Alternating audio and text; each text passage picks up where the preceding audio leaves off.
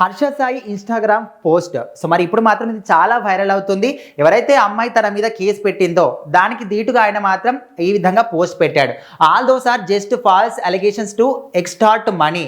You know about me, the truth will come soon. So my advocate అంటే అలా advocate మాత్రం తొందరలోనే దీని గురించి నిజాలన్నీ కూడా బయట పెడతాడు. సో ఒక విధంగా చూసుకుంటే ఏదైతే నా మీద ఇలాంటి అలిగేషన్స్ వస్తున్నాయో అవన్నీ కూడా నా నుంచి మనీ కోసమే ఈ విధంగా అలిగేషన్స్ చేస్తున్నారు.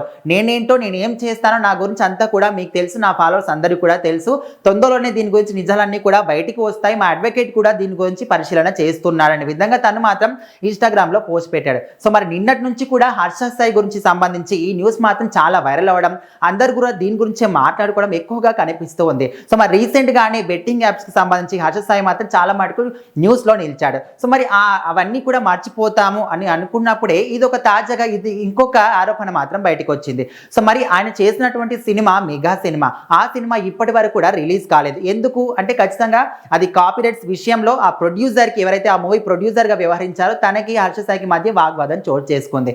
సో మరి హర్ష సాయి ఏ విధంగా అంటే తను మాత్రం ఆ అమ్మాయికి సంబంధించిన కొన్ని ప్రైవేట్ వీడియోలు చిత్రీకరించాడంట. అది కూడా చిన్న కెమెరా పెట్టి. ఏ విధంగా అంటే కొంత మత్తు మంది ఇచ్చి తన మీద అఘాయిత్యాలకి పాల్పడి ఆయన మాత్రం ఈ విధంగా చేశాడంట.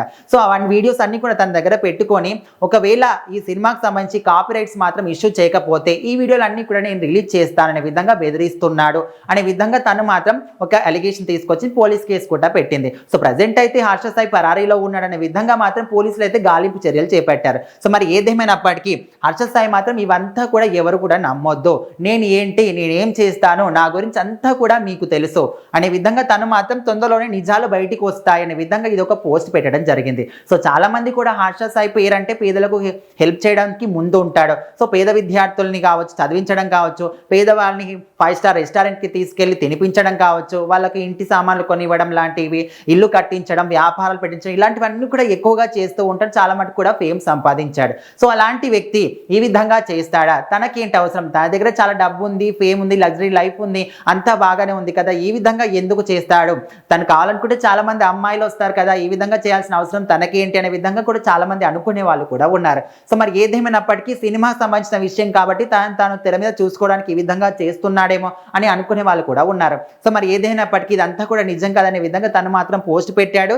సో చాలా మటుకు కూడా హర్ష సాయి అంటే ముఖ్యంగా తను యూట్యూబ్లో కావచ్చు, ఇన్స్టాగ్రామ్లో కావచ్చు చాలా మంది కూడా ఫ్యాన్స్ ఎక్కువగా ఉంటారు. సో అంటే ఎలాంటి ఒక హీరోతో సమానంగా హర్ష సాయికి మాత్రం ఫ్యాన్ ఫాలోయింగ్ చాలా ఎక్కువగా ఉంటుంది. సో ముఖ్యంగా ఆయన హెల్ప్ చేసే విధానం కావచ్చు, ఆయన మాట్లాడే విధానం కావచ్చు, అందరినీ కూడా ఆకట్టుకునే విధంగా ఉంటుంది కాబట్టి సో మరి ఇప్పుడు మాత్రం తన విషయంలో ఇలాంటి ఒక అలిగేషన్ వచ్చింది. సో అది నిజమేనా? హర్ష సాయి నిజంగానే ఈ విధంగా చేశాడా, లేకపోతే ఆ అమ్మాయి ఏదైనా ఆశించి చేస్తుందా? ఏదేమైనప్పటికీ ఇప్పుడు మాత్రం తన మీద పెట్టిన ఇది ఒక కేసు మాత్రం చాలా మటుకు వైరల్ అవుతుంది. సో దానికి సంబంధించి ఇదంతా నిజం కదనే విధంగా ఆయన కూడా సోషల్ మీడియా వేదికగా స్పందించడం జరిగింది. సో ప్రజెంట్ అయితే పోలీసులు మాత్రం హర్ష సాయిని వెతుకుతున్నారు. తొందరలో దీని గురించి సమాచారం మొత్తం కూడా బయటకు వస్తుందని కూడా అందరూ కూడా నమ్ముతున్నారు.